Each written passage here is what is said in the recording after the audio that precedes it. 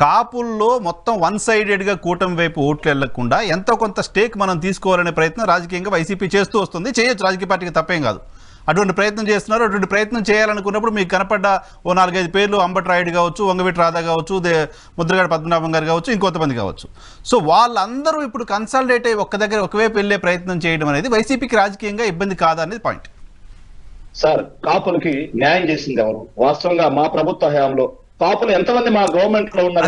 అది వేరే చర్చ. అంటే జనసేనతో ఉండేవాళ్ళు కాపులు, జనసేనతో ఉండేవాళ్ళు మాత్రమే కాపులు.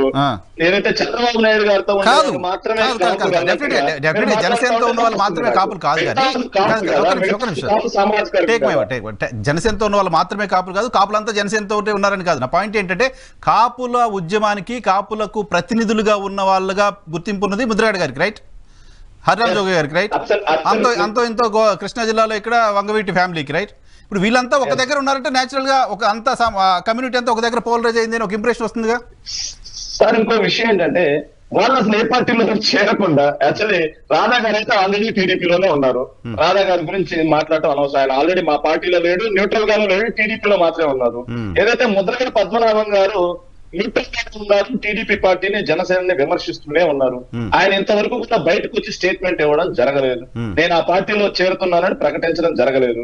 ప్రకటించడం జరగకుండానే మనం దాని గురించి చర్చలు పెట్టి మీ పార్టీ స్పందన చెప్పండి, మీ పార్టీ స్పందన చెప్పండి అని చెప్పి టీడీపీ వాళ్ళని, మమ్మల్ని, జనసేన వాళ్ళని, అనలిస్ట్ అయినటువంటి ఇప్పుడు మీ పార్టీగా ఆయన చేరతారనుకుంటున్నారా చేరనుకుంటున్నారా? అసలు ఏంటో ఆయన అయితే అనౌన్స్ చేశారు, వాళ్ళ అబ్బాయి అనౌన్స్ చేశారు. కన్ ఇన్ఫర్మేషన్ వాళ్ళ అబ్బాయి చెప్పారు, మేము టీడీపీ జనసేన పట్ల పాజిటివ్గా ఉన్నాము, ఆ రెండు పార్టీలో ఏదో ఒకటి పార్టీలో చేరతామనే విషయాన్ని ముద్రగడ పద్మనాభం గారు వాళ్ళ అబ్బాయి ఆన్ రికార్డ్ మీడియాతో మాట్లాడారు. సార్, వాళ్ళు చేరినంత మాత్రాన, లేకపోతే వాళ్ళు చేరినంత మాత్రాన కాపు సామాజిక వర్గం మొత్తం వాళ్ళతో వెళ్ళిపోయి గంప గుర్తుగా టీడీపీ జనసేన కూటమి కేసి మా పార్టీ ఏదో ఓడిపోతుంది అన్నట్టుగా వాళ్ళ సంకలేరేసుకున్నంత మాత్రాన జరగని పని అది. ఎందుకంటే కాపు సామాజిక వర్గానికి వైఎస్ఆర్ కాంగ్రెస్ పార్టీ పెద్దపేట వేసిన విషయం కాపు సామాజిక వర్గం మొత్తం గమనించింది. అదే కాపు సామాజిక వర్గానికి మేము ఇచ్చిన సంక్షేమ పథకాలు గుర్తొస్తున్నాయి. అదే కాపు సామాజిక వర్గాన్ని రాజకీయంగా మేము ఎంత ఎదుగుదలకు తీసుకెళ్లామో అది గుర్తొస్తున్నాయి. సో వీటి గురించి ఏదో వాళ్ళు నలుగురు ఐదు అక్కడ చేరి నాయకులు పోయినంత మాత్రాన కమ్యూనిటీ అంతా పోదు, మీతోటే ఉంటుంది అనేది మీ confidence, right? 100%. Right. Okay, Sudhakar Reddy గారు.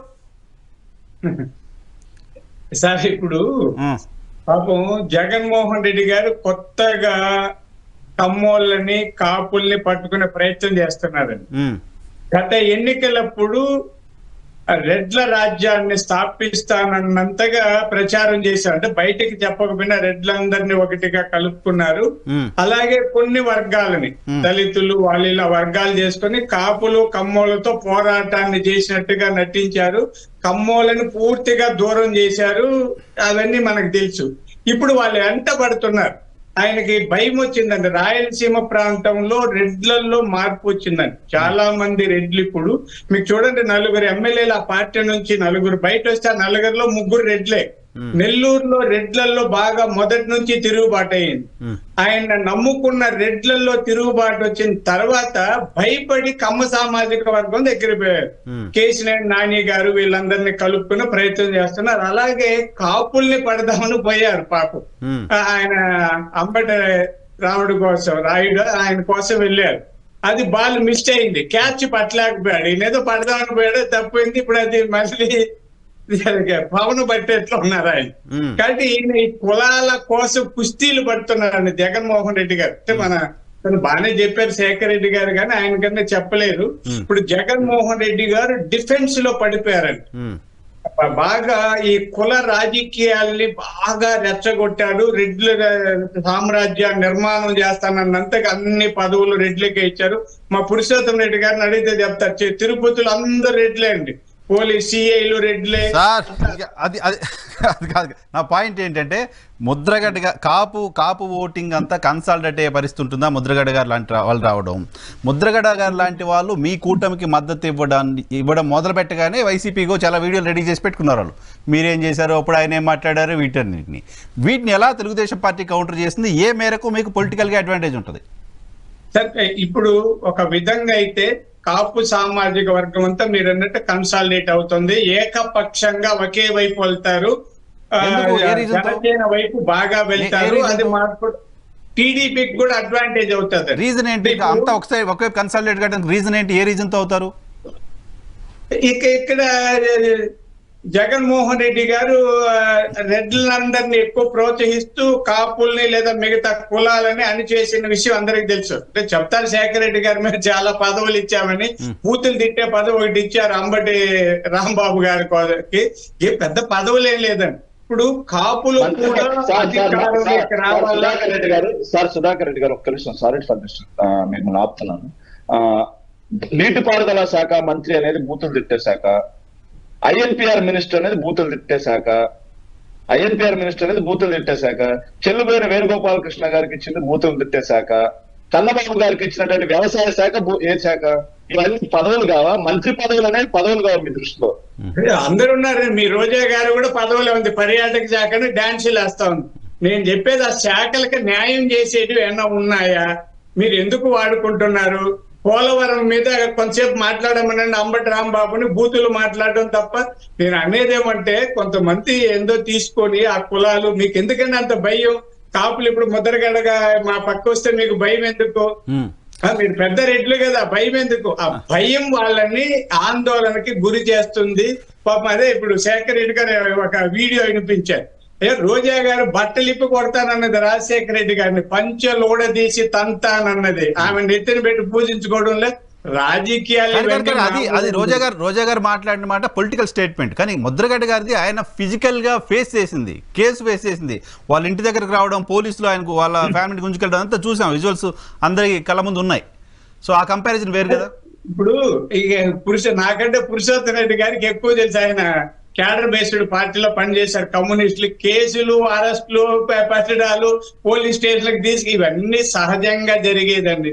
ముద్రగడ పద్మనాభం గారే ముఖ్యమంత్రి అయితే కూడా అలాంటి ఇన్సిడెంట్ వచ్చి అరెస్టులు చేస్తారు. లా అండ్ ఆర్డర్ ను మెయింటైన్ చేసేది పోలీసులు అండి.